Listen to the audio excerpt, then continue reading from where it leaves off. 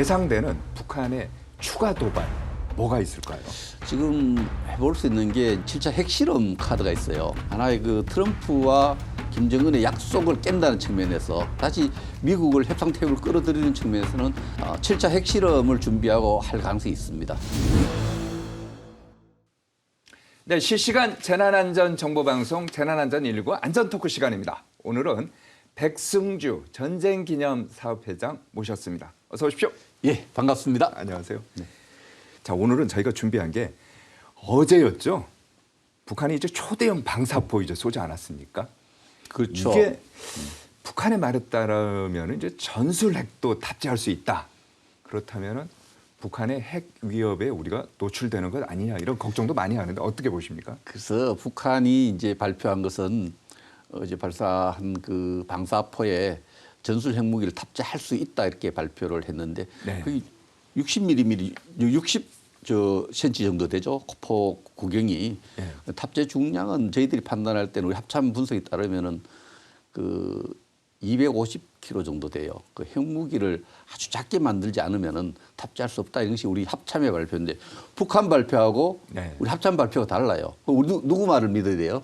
아, 합참 우리 국군 발표를 믿어야죠. 네. 합참이 네. 그 정보 네. 분석을 하는데. 당연하죠. 네. 그래서 아직은 전술적으로 그 전술 핵무기를 탑재할 정도로 걱정하지 않아도 된다는 이런 입장인데 북한이 어제 보여준 것은 물론 지금 KN-25가 사거리가 한 380km 단거리죠. 단거리인데 380km 우리 주요 도시를 거의 뭐 400km라고 얘기를 하더라고요. 400km 정도 네. 되는데 우리 합참 발표를 좀 믿을 필요가 있다.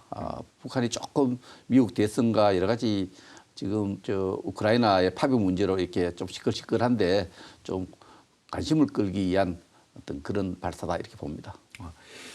근데요, 지금 뭐 380이라고 말씀하셨고 언론에서는 이제 400이라고 이제 얘기를 하는데 이렇게 되면 거의 남한 전체가 사정거리 안에 드는 거 아닙니까? 들죠. 380km면 사정거리인데 우리가 이제 사거리를 추정할 때는 내가 정점 고도를 봐요. 네. 정점 고도가 한 98km 정도 나왔기 때문에 정밀하게 그걸 4를 곱하면 되거든요. 네. 98km면 한 380, 400km 가는데 이것은 거의 저 어느 위치에서 발사하냐에 따라 다르지만 우리가 저 휴전선 가까이서 발사한다면 대한민국 전역에 타격을 줄 수 있죠. 그런 사거리가 되죠.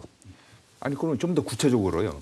전에 보면은 이게 평양 위쪽에서 주로 이제 북한이 발사를 하지 않았습니까? 시험 그렇죠. 바다 쪽을 향해서 뭐 이렇게 시험 발사하는데 요번 거는 보면은요. 오히려 가까운 데서 했죠. 좀 더 가까운 전선지 데서 했어요. 사리원 지역에서 발사한 사리원에서 발사한 것으로 봤는데 이건 무슨 의미가 있어요?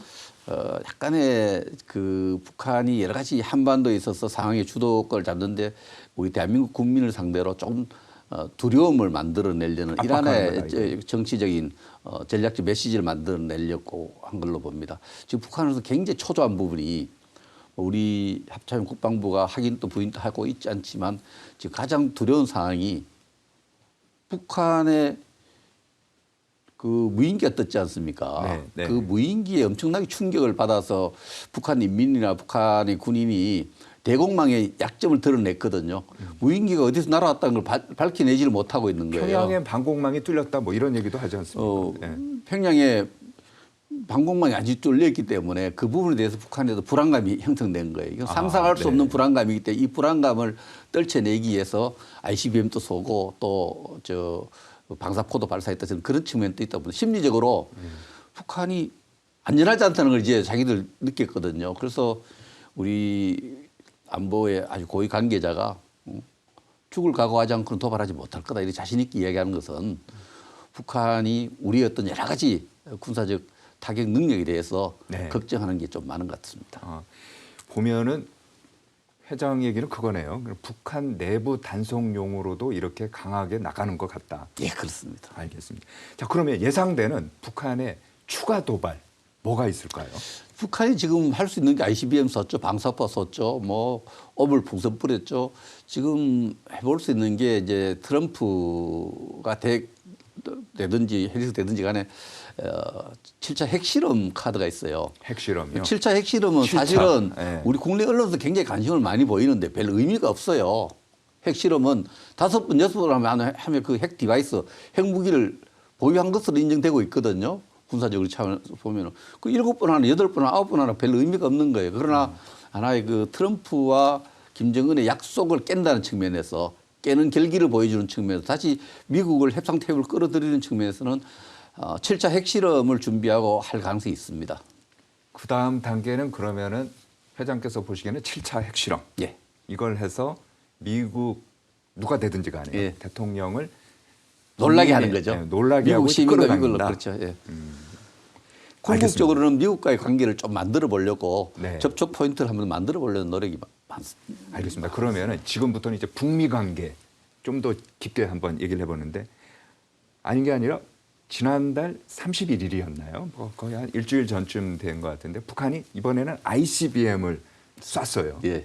그러니까 공개도 하고요. 이건 어떻게 봐야 됩니까? 그렇죠. ICBM을 발사했는데 이것도 이제 사거리 문제를 따져보면은 그 정점 고도가 한 7,000km 정도 나왔거든요. 곱하기 4를 하면은 훌쩍 15,000km는 훌쩍 도착할 수 있는 사거리를 보였기 때문에 이것도 미국의 그 지도자들에게 미국 시민들에게 북한이 ICBM 개발을 했고 여차하면은 미국을 본토를 공격할 수 있는 능력을 보여줬다 이렇게 볼 수 있습니다. 잠깐만요. 저희가요. 그 뉴스 영상을 저희가 준비를 했습니다. 시청자분들이 아직 잘 모르실 것 같은데 먼저 뉴스 영상 보고 대담 이어가도록 하겠습니다. 하늘에서 물체 2개가 잇따라 떨어집니다. 북한 미사일 잔해의 추락 모습으로 추정되는 영상을 일본 NHK 방송이 공개한 겁니다. 앞서 우리 군 당국은 평양 일대에서 동해상으로 장거리 탄도미사일 한 발을 발사했다고 밝혔습니다. 이 미사일은 고각으로 발사돼 약 1000km를 날아간 후 동해상에 떨어진 거로 분석됐습니다. 또 최고 고도 7000km 이상으로 86분 동안 비행한 거로 추정됐는데 최고 고도와 비행 시간 모두 기존 기록을 갈아치웠습니다. 합참은 이 미사일이 신형 대륙간 탄도미사일 ICBM일 가능성을 주목하고 있습니다. 아울러 북한은 이번 발사 때 신형 12축짜리 이동식 발사대 테를 사용했을 가능성도 있어 군 당국이 분석 중입니다. 북한 ICBM 화성 18형은 9축짜리 이동식 발사대를 사용했는데 이번엔 바퀴수가 늘어난 12축 발사대가 동원됐다면 그만큼 길이를 늘린 화성 18형 개량형일 가능성도 있습니다. 기존 화성 18형은 사거리 15,000km로 미 전역 타격이 가능하기 때문에 개량형은 탄도 중량을 늘려 파괴력을 키우는 데 집중했을 거로 보입니다. 한편 북한은 미사일을 발사한 지 5시간여 만에 대외 매체를 통해 이를 공개했는데 김정은 위원장은 현장에서 적에 대한 대응 의지를 알리는 데 철저히 부합되는 적절한 군사행동이라고 주장했습니다. 자, 보신 것처럼요. 북한의 ICBM 발사는 올해 들어서는 이제 처음 있는 것 같은데 그렇죠. 한 7개월 전에 하고 올 처음이죠. 예. 그렇죠. 북한은 이 화성 19형 이거를 최종 완결판 대륙간 탄도미사일 ICBM이다. 이렇게 이제 선전을 해요. 어떻게 보십니까? 그만한 성능이 있다고 보십니까? 사거리 측면에서는 조금 전에 설명을 드렸지만은 여기 최고 고도라 쓰는데 정점 고도라는 용어를 네. 씁니다만 곱하기 군사적으로 4 한다는 거예요. 곱하기 4를 하는데 네. 한 7,000km 이상 정점 고도를 보였어요. 고각 발사를 해서 7,000 고각 발사했는 걸 따지면 떨어진 낙하 비행 거리는 한 1,000km인데 네. 우리가 15,000km를 훌쩍 넘어가서 사거리는 충분히 확보했다 봅니다. 이번에 실험을 통해서 그러니까 저기에 탑재할 수 있는 능력 이런 부분은 아직은 의심되는 부분이 있다. 네. 제가 이야기하는 미국의 최고 미사일 전문가가 그 국무 차관보를 했던 우리 같은 정책 실장이겠죠 국방부에 벤벤 디프라는 사람이 아주 기술자인데 분석을 했는데 보면은 아직은 사거리 부분은 이제 어느 정도 도달한 것 같은데 저기에 실제 폭약을 탑재할 수 있는 능력 부분 아직 의심된다 이렇게 이야기를 하는데 저도 그렇게 봅니다. 잠깐만요. 지금 보면은 저 여기 최근에 북한 대륙간 탄도 미사일 ICBM 발사 일지인데 예. 이거 하면 전체 보면은 시원하게 최고 보여주네요. 딱 나타나는 게 예. 사실 비행 거리는 별로 중요하지 않아요. 비행거리가 그래서 중요하지 않고. 예. 네. 최고 뭘 봐야 고도 정점 고도를 봐야 돼요. 아, 고도요? 고도가 5,000km, 6,000km 또 6,000km 가다가 이번에 최초로 7,600km 날아가거든요. 정점 고도가 보면은 이 실제 사거리를 우리가 추정해 볼 수 있는데 네. 실제 사거리는 이제 뭐 이 곱하면은 7428 28,000km잖아요. 네. 그러나 이게 고각 발사한 거 따지면은 15,000km를 넘는다고 우리 전문가들 다 분석을 하고 있습니다. 그래서 이번에 사거리는 충분히 확보한 것으로 이렇게 판단되는 거죠.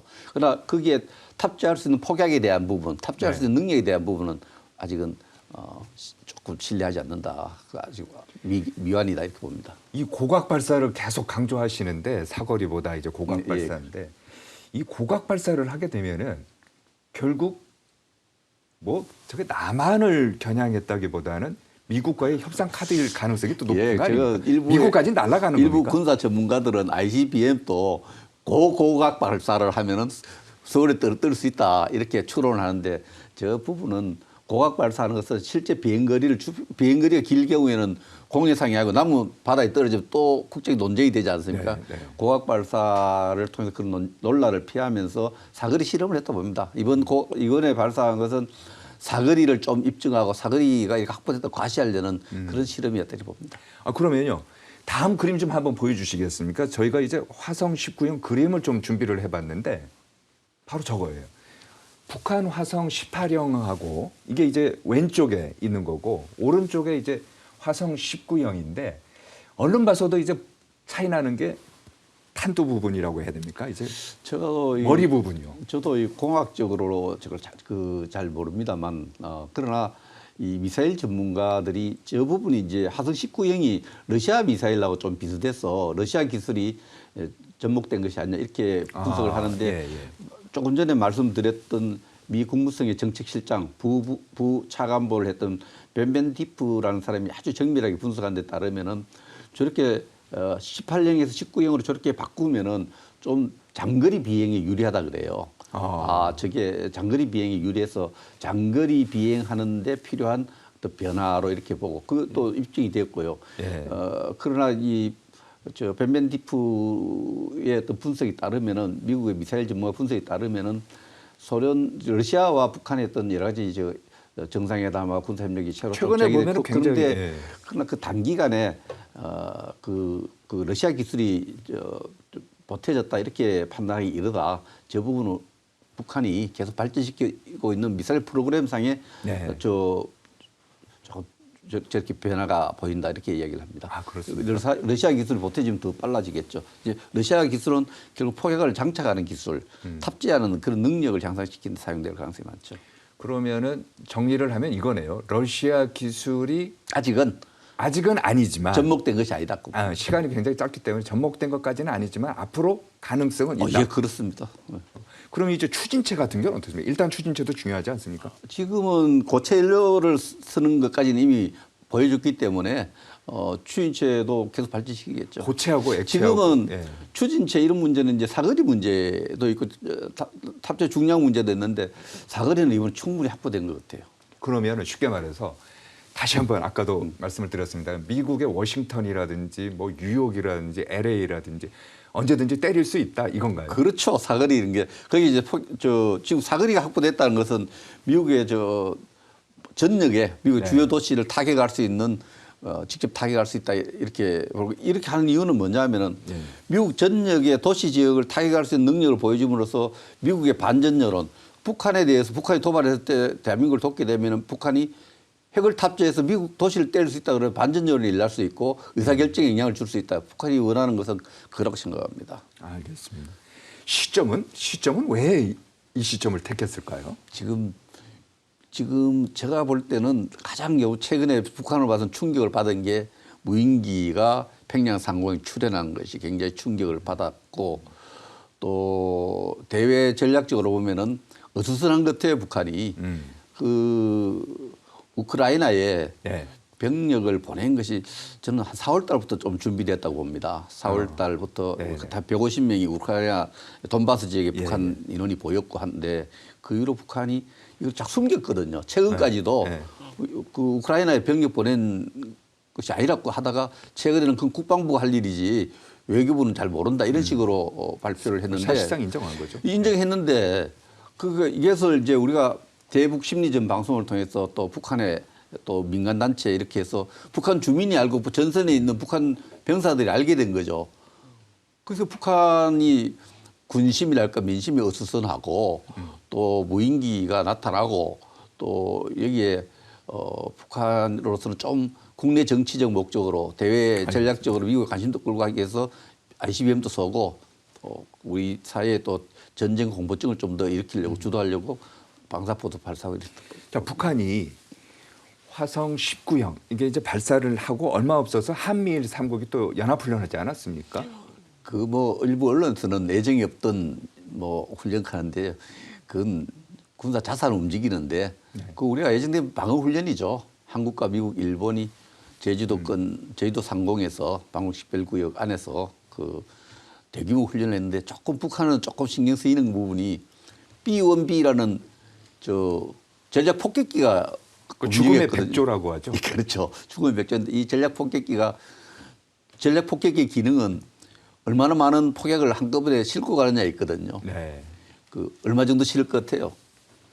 그 내부에만 실을 때만 34톤의 폭약을 실을 수 있어요. 34톤. 상상이 갑니까? 외부에까지 이렇게 실는데 다 실으면 한 54톤까지 폭약을 54톤 이요? 실어요. 그걸 뿌리고 갈 수 있는 거죠. 북한으로서는 엄청나게 두려운 거죠. B-1B가 훈련 참가했으니까. 북한에 주는 전략 메시지는 뭐냐? 한국과 미국이 너가 도발하면은 체제가 끝장난다. 이 메시지를 주고 싶은 거예요. 북한 여기에 굉장히 예민하게 반응하고 있는데 10월 3일에 훈련했는데 뭐 제가 여기서 뭐 언제 계획됐다 이런 이야기를 할 수는 없고 철저한 방어 훈련이고 또 북한에 주는 전략적 메시지가 분명했다. 도발하면은 체제 소멸이다. 이 체제 메시지 소멸이다. 알겠습니다. 좀 전에 말씀하신 러시아 우크라이나 전쟁에 들어간 북한군 얘기 좀 해봐야 될 것 같습니다. 보면은 외신에도 보면은 이제 첫 교전이 있었다. 그리고 저희 KBS 기자가 여기자인데요. 여기자가 또 직접 들어갔대요. 네. 현장에 들어가서 젤렌스키 대통령을 만나서 인터뷰를 했어요. 맞냐 했더니 대통령도 맞다. 뭐 이런 얘기도 하고 있는데. 젤렌스키가 젤렌스키 대통령이 직접 언급을 했고 네. 첫 교전이 있었다. 예. 일부에 좀 디테일하게 40명 전원 사망했다 이런 보도까지 나오고 있는데 북한이 쿠르스크 지역에 10,000여 명을 보낸 것으로 정보 판단이 되고요. 거기에서 교전이 있었던 것 같습니다. 그러니까요. 그래서 이게 다른 방송이나 언론에서는 할 수 없는 KBS만이 할 수 있는 그런 거기. 여기자 용감하네요. 정말. 그 뉴스 영상 한번 보시겠습니까? 그럴까요? 네.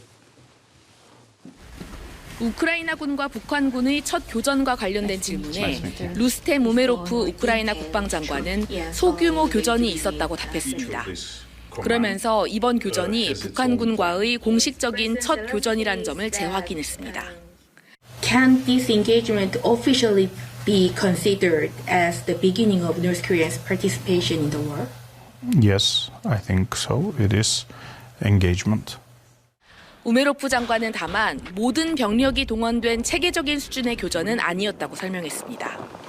또 북한군이 부랴트인으로 위장해 러시아군에 섞여 있는 만큼 정확한 사상자나 포로 여부를 확인하려면 신원 확인 절차 등을 거쳐야 정확히 발표할 수 있다고 말했습니다.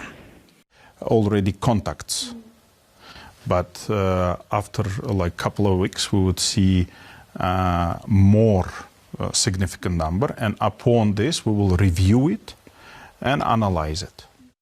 우메로프 장관은 약 1,500km에 이르는 전선에 각각 약 3,000명씩 모두 5개 부대가 북동부, 동부, 남동부로 분산 배치될 거로 예상했습니다. 젤렌스키 대통령은 현지 시각 4일 쿠르스크에 북한군 11,000명이 주둔하고 있다고 밝혔는데 우메로프 장관은 북한군의 수가 최대 15,000명까지 늘어날 거라고 전망했습니다. 북한군은 훈련이 끝난 뒤 전장에 전면 배치될 거로 예상되는데 열흘에서 보름 사이에 한 명씩 배치되기 시작해 몇 주 안에 모두 마무리될 거라고 밝혔습니다. They've provided them a training of a month period, which is now being shortened to several weeks or to 1 week, so that they could get engagement in the battlefield. 한편 우메로프 장관은 젤렌스키 대통령이 한국에 보낼 특사단의 대표를 맡을 예정이라며 한국 측과 방한 일자를 협의 중이라고 밝혔습니다. 자, 북한군이 들어간 것도 이제 맞고요. 예, 이제 그렇죠. 교전도 있는 것도 뭐 우크라이나 국방장관이 직접 얘기를 했으니까 뭐 맞는 것 같은데 앞으로 어떻게 될 것 같습니까? 그 쿠르스크 지역은 지금 우크라이나 군이 그렇게 많이 참가하고 있지는 않습니다. 동부전선 주력군이 가고 거기에 뭐 1~2만 명 정도 이렇게 가 있는데 그 장기 소모전으로 가고 있거든요. 러시아는 병력이 적어서 지금 예비대를 가서 해서 계속 우크라이나 군대에 밀려갖고 네. 서울 절반 지역을 우크라이나가 점령하고 있는데 북한군이 소모전에 동원됐다는 것은 정예 군인이냐 아니냐는 논란은 큰 의미가 없어요. 병력 한 명당 얼마씩 루블을 받기 위해서 소련 내로 경제 지원을 받기 위해서 보내기 때문에 인해 전술 비슷해. 쿠르스크 지역에서는 10,000명, 15,000명 굉장히 큰 병력입니다. 그 부분에서 우크라이나 측에서는 굉장히 걱정이 되는 요소죠. 걱정이 되는 요소인데 쿠르스크 전황이 좀 달라질 수 있는 부분이 됩니다. 바뀔 수도 있다. 근데 일각에서는 이런 얘기를 합니다. 이제 북한군이 우크라이나 전선에 투입된 걸 놓고 파병이니 무슨 참전이니 이런 얘기를 하면 안 된다. 왜냐하면 자기 군복 입고 독자적인 지휘 명령 체계를 따라야 이게 파병이고 참전이지. 북한군 같은 경우는 러시아 군복 입고 러시아 신분증 위장이라고 해야 됩니까? 뭐 하여튼 그거 들고 있는데 이거 용병이다. 예, 법률적으로 딱 이렇습니다. 어느 국가가 그 의사 결정을 해서 보내면 파병이죠. 그러나 개인이 돈이나 명예의 목적으로 지원해서 가면은 용병이죠. 다른 나라 군대 일부로 들어가면은 네. 지금의 그 북한군이 우크라이나의 쿠르스크 지역에 간 것은 저는 용병형 파병이라고 합니다. 용병형 파병. 예, 그 용병 성격의 파병이죠. 체제상을 북한이 체제가 결정해서 군을 보냈는데 간 목적이 어떤 정의롭거나 무슨 명분이 있는 게 아니고 침략 전쟁에 그냥 루블 받고 보냈거든요. 경제적 목적으로 보낸 거예요. 외화벌이용이다. 외화벌이. 그래서 저는 용병 성격의 파병 이렇게 성격을 규정하고 싶습니다. 북한군이 보면은 무슨 폭풍 군단이니 뭐니 해갖고 일종의 특수부대가 간 것처럼 했는데 물품 나눠주는 거를 저도 이렇게 보면은 저게 특수부대 그 외모 같지는 않거든요. 그래서 용병 성격의 파병이라는 것은 전쟁을 잘하는 군인에게 많이 주고 못하는 군인에게 적게 주고 그게 아니거든요. 그게 숫자에 따라 규모에 따라서 인원 한 명당 얼마씩 루블을 받는 그런 계약이었기 때문에 북한이 정예 강병을 보내기보다는 남북 관계도 있고 한데 규모 면에서 많이 러시아 요구를 들어준 것이 아닌가. 15,000명을 한꺼번에 10,000명이나 그 우크라이나 국방장관은 한 15,000명 정도 5개 지역에 배치돼 있다 그러는데. 3, 5, 15, 15,000명, 3,000명씩 5군데. 예. 그래서 이 부분 북한이 파병 목적이 뭐 북러 관계 이런 그런 거 고려하기보다는 정말 경제적 목적으로 소모전에 자국 병사들을 보냈다 이렇게 봅니다. 그럼 극단적으로 얘기해서 드론 공격에 총알바디 용으로 보낸 거다. 쿠르스크 지역이 대평원 지역이에요.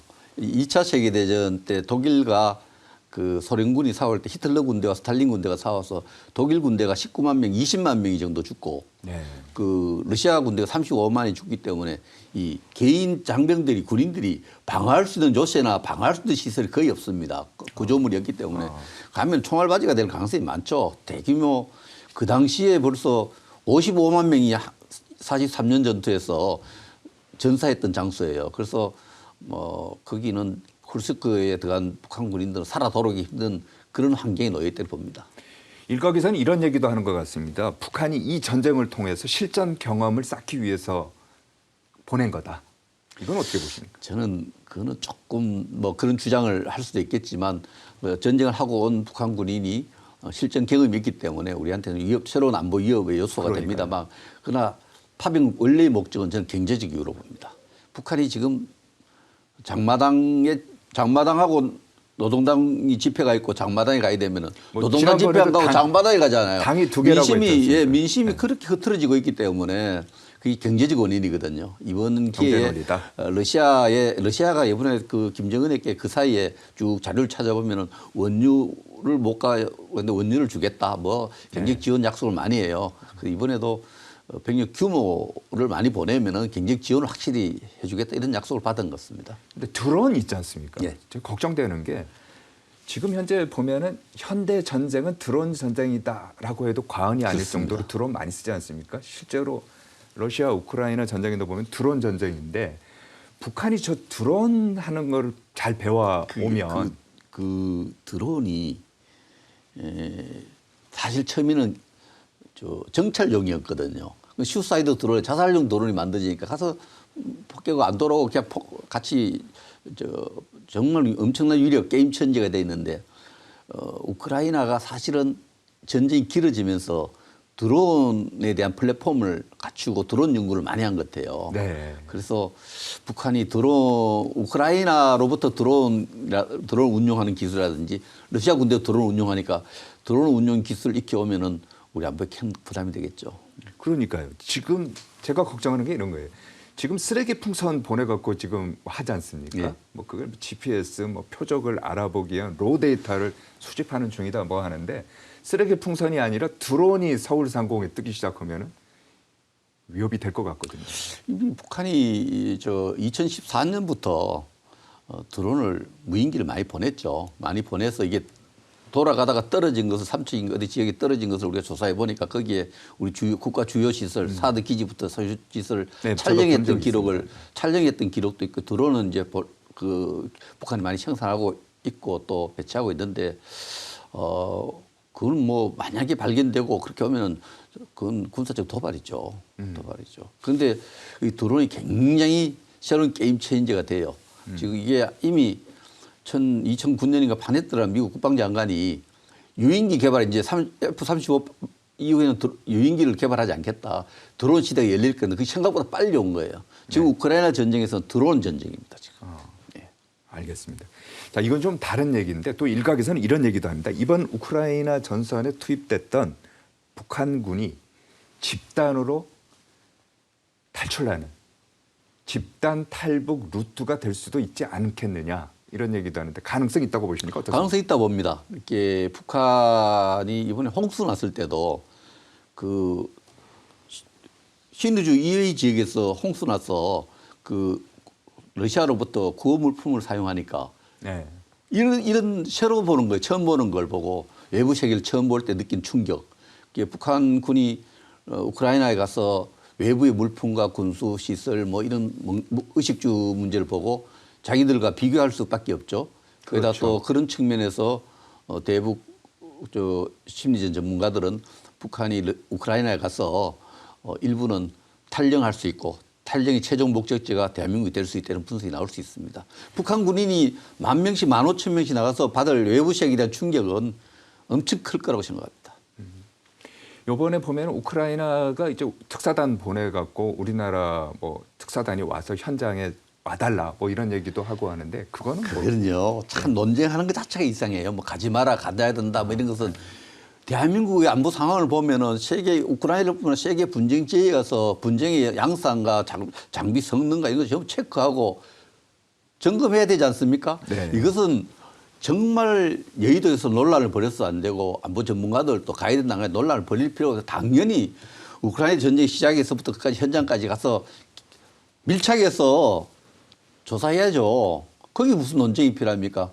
오늘 KBS 기자 한 분이 가서 국방부 장관 만나 정말 신선합니다. 네.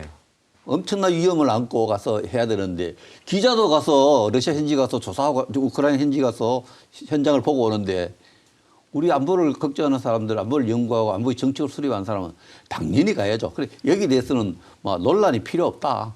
조용히 갔다 오고 조용히 우리 국민이 다 알 필요도 없어요.